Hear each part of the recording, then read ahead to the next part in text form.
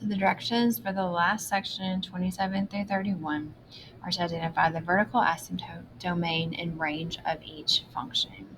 All right, so I'm going to do 27. To find the vertical asymptote, you basically are going to look here. Whatever is going to make that equal to 0 is going to be your vertical asymptote. And so most of the time, you just can use the opposite of that number. So our vertical asymptote here is going to be x equals 3. All right, and then that vertical asymptote is also going to be part of your domain, and x is either going to be greater than that 3 or it's going to be less than that 3. So as long as there's not a negative in front of the x, it's going to be greater than. Now, I do think you have one that you have to do where there is a negative in front of the x, and so that switches it to less than, because there is that reflection on the y-axis.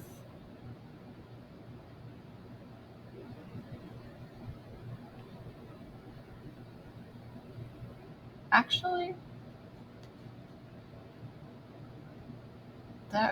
reflection on the y-axis. Sorry, I just went brain dead for a second. Yeah, the reflection on the y-axis is going to make it point in the other direction. So those values of x would need to be less than instead of greater than for it to be legal. So because this part is called the argument, has to be greater than 0. So we could write out that statement that x minus 3 is greater than 0 and then solve it for x by adding 3.